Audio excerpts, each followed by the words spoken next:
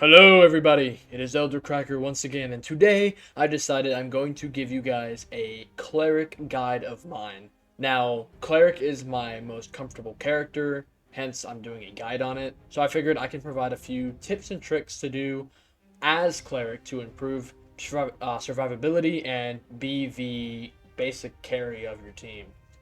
Now, if you have played Cleric before, there is a few things you've probably noticed. Now, Clerics thrive in defensive situations. Now, Clerics are not barbarians, they're not fighters, they can't run into a fight as easily as fighters and barbarians can. They're a bit on the slower side when it comes to attack speed and overall speed of just opening objects or opening doors, moving, and it depending on your build, you might be running heavy armor, which makes you extra sluggish. So it is important that when you are playing, that you play a more defensive role. Remember, cleric is capable of fighting, but does not mean that they should solely resort to it. The cleric has a large amount of weapons it can use that are all blunt, which is great if you look at some of their passives. I'll perhaps do a guide on their passives and perks in another video. Stay tuned for that. Now, the cleric starts with a flanged mace, but it can also have the use of a morning star, a quarterstaff, and also a war maul.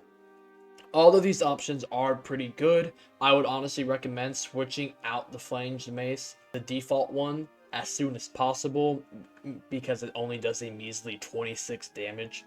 If you can find even a picked up one, it'll probably do a substantial amount more. The mace has a good attack speed, but at the cost of obviously not doing too much damage. And you get to wield a buckler or a shield, which further reduces your movement speed, but does provide that extra tankiness that makes the cleric a defensive wall, so to speak. It is important that when you are using cleric, you remember you have spells. What you thrive is also providing buffs to your teammates, such as using protection, divine strike to increase their bubble shields to take in damage, and to also increase how much damage they deal as well. Now, one of the most important skills that the cleric has is obviously their ability to heal teammates using two different abilities, which one is lesser heal and the other one is holy light. There is also sanctuary as well. Those three abilities all provide healing options for your team, and healing is no joke in this game. Keeping your team full health is essential to winning team fights throughout the game. Now, on a more PvE aspect, this is really where the cleric thrives in most builds. Most people run undead slaying, which increases your physical damage by 20% when attacking the undead.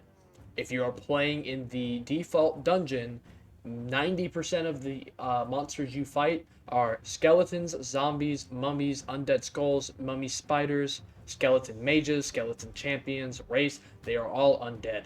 This means you get a 20% attack increase when fighting any of them. You should be the front line when it comes to fighting these monsters. That is what you specialize in. And the reason why that is so important is because you are reducing the amount of damage people have to take by killing them faster. The faster you kill skeletons, the less likely they are to hit you.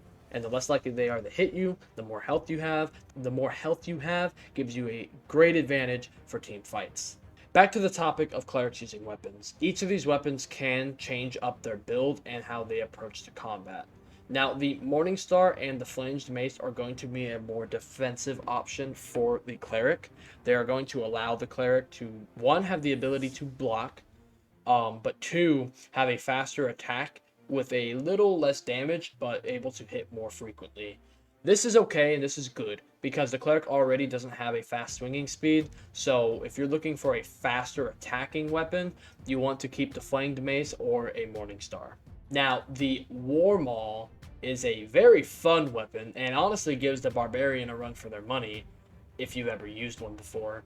They are very hefty, they're very slow, and they're a two-handed blunt hammer, and they are no joke when it comes to damage output.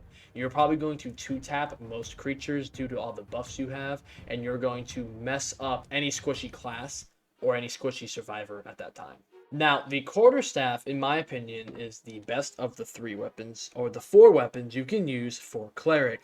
The reason why the quarterstaff is my favorite, it is faster than the maul, a slightly more damage on average than the Morningstar and Mace, and the mobility increase is insane. If you look at the average flanged mace, it's going to reduce your movement speed by about 25. The two-handed quarterstaff reduces it by 10. If you wear light armor with this, you become a very nimble cleric, which is a very dangerous cleric. As you see in some of this gameplay, I can literally run circles around some of the mobs and even some of the people just by spitting out this volume so fast. And I have the perks to keep me alive too, which increases the overall threat of this combination. Now, it is important to know when to provide buffs to your teammates and when not to. One of the best places that clerics thrive in is what I call door-to-door PvP or door PvP, which is you've probably been walking and you know there's someone on the other side, you know there's a party on the other side. This is the time both sides are probably prepping up. Most teams have a cleric. Most teams are probably discussing, okay, heal, get the spell ready, get these heals ready, get this ability up, right? This is the time that a cleric thrives. You need to see who is your frontline character, if you have one, or are you the frontline character? Are you running with a ranger? Do you have Divine Strike? Divine Strike increases damage output. Make sure you are optimizing your team so these are the same people looking out for you. If you buff them and then you go into combat, you're looking good. Do not think just because you have a melee weapon that you can rush and do as effective as what a fighter does and a barbarian does. A cleric can compete with fighter and barbarian. A cleric can compete with a fighter and a barbarian, given that they have the proper buffs active and the proper spells active. However, they are going to be at a massive disadvantage if they try rushing in without any perks. Another important thing to realize when using cleric is that your spells are not unlimited. Unless you find a campfire that can generate your spell cap by 1 or 2, you are going to have to be very resourceful. Do you ask yourself, when your friends take a damage from a spike, when you walk across a spike trap, when you got bitten by a spider, do I really need to heal this right now? Or should I save it? Maybe there might be a situation where I need it later. This is very important. You only have 4 lesser heals, and you only have 4 team heals as well. If you are using Sanctuary, you have an additional 2, and all of these are not going to be there forever. You're most likely going to use them all. It's just a matter of asking yourself, is this the best time to use it? Or should I use a bandage instead?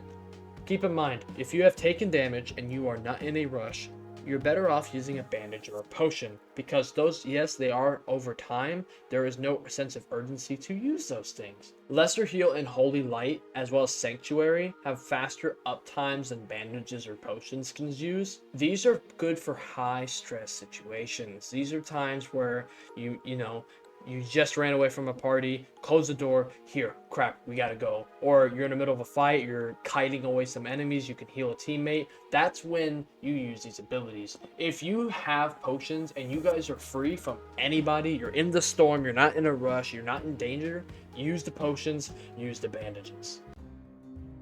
And that's basically all the basic tips I have for the cleric. Remember, this is just for people who are starting off in the game. Most experienced clerics, after playing for a couple hours, will understand these fundamentals. But if you're intimidated by the class and you feel like there's a lot of responsibility, these are just a few things to help get started with cleric. I will make a more specific video talking about their spells and perks and builds that you can use. As always, I want you guys to have the biggest dong and always prosper, and I will see you guys next time.